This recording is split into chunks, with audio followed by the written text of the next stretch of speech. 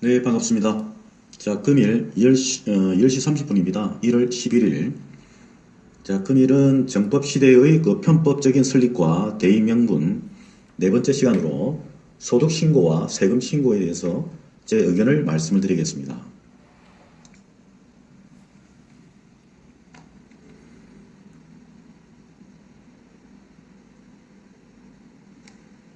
제가 2020년 8월 4일 날 제가 작성된 블로그 글입니다. 이게 뭐 천공과 정법 조직이 탈세를 한다는 의미는 아니고요. 이런 문제가 있다. 의혹이 있다. 향후에 이런 식으로 가면은 문제의 소지가 상당히 크겠다라는 의미로 제가 우리 관행을 개선하자는 의미에서 제가 작성된 그 글입니다.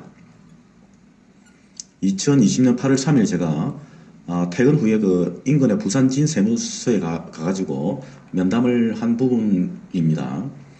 자, 첫째, 매출 수입과 소득신고와 세금에 대한 중간 제목에서 질문 1. 입도비와 용채라는 명목의 돈에는 세금 부과가 가능한지요? 네, 규모가 크고 입증이 가능하면 과세가 가능하다. 질문 2. 인성공부 등 강연료, 강의료 수입에 대해서도 신고와 세금 납부 의무가 있는가? 자, 물어봤는데 당연히 소득신고와 세금 납부 의무가 있다. 자, 질문 3.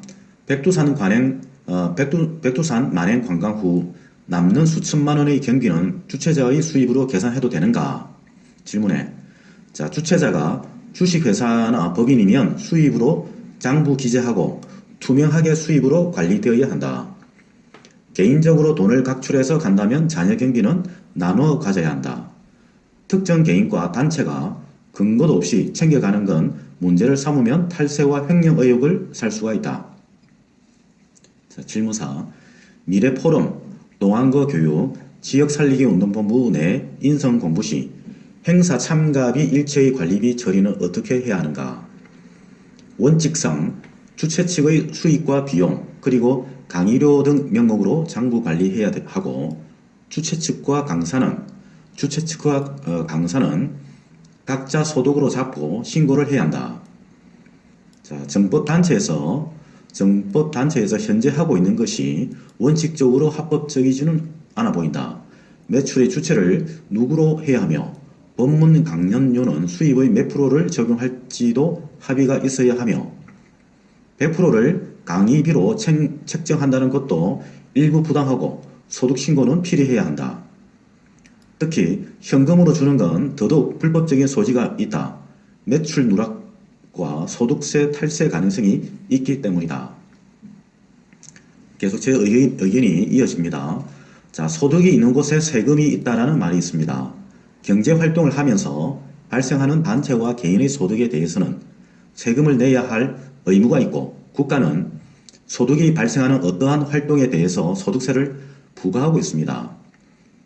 소득세뿐 아니라 최근 다주택자 등 부동산 관련해서 보유세, 상속세, 증여세, 양도차익에 대해서 엄청난 비율의 과세를 부과할 예정이고 심지어 비트코인과 주식거래 양도차익에 대해서도 세원을 발굴해 세금도 부과할 예정입니다. 갑작스러운 세금 폭탄으로 인해 일부 국민들이 공분을 사고 있는 실정이기도 합니다. 말 그대로 소득이 있는 곳에 세금 납부의 의무는 따라다닙니다. 자, 나의 경우도 급여 소득자로 급여에서 즉시 차감되어 매년 납부하는 세금이 2천만 원 전후입니다. 단돈 10원도 오차 없이 나도 모르게 급여 받기 전에 자동 걷어갑니다. 그래서 별 감각이 없어 보입니다. 지금 확인해 보니 국민연금, 건강보험, 고용보험료, 노인장기요양보험료 등 포함한 직간접세는 매달 급여에서 차감되는 게 150만 원을 훌쩍 넘었습니다. 물론 모든 급여 소득자들이 동일한 부담을 하고 있는 것이고 이게 사회와 국가를 운영하는 소중한 자금으로 서여지므로 한 명의 국민의 의무를 하고 있는 셈으로 보고 있습니다. 자, 여기에 탈세와 절세의 어떤 방법과 결과에 대해서 나와 있습니다.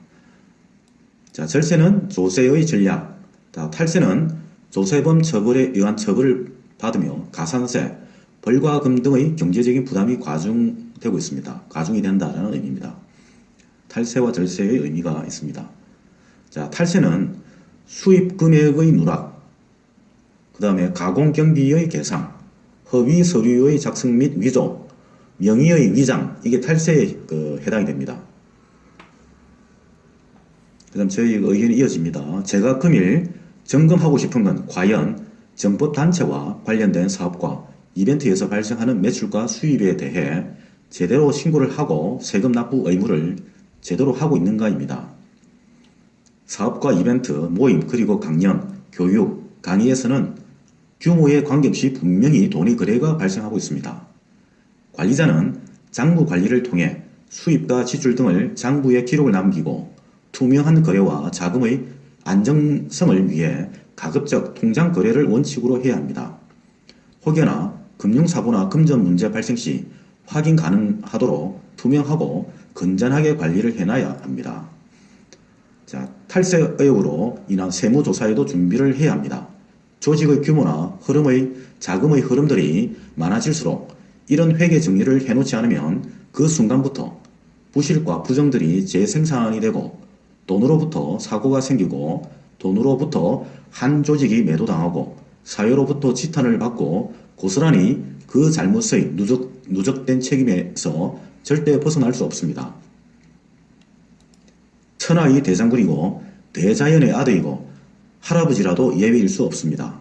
건전한 매출 장부 관리와 납세 의무의 효과는 의무를 떠나 조직의 금전적 부패와 비리로부터 단절하게 해서 구성원 상호 간 신뢰하고 불신 없는 건전한 단체와 모임으로 만들어주기도 합니다.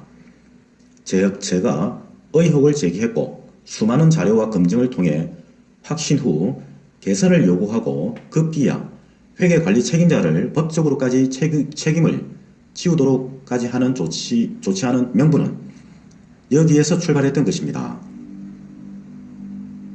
자, 오늘은 여기까지 하겠습니다.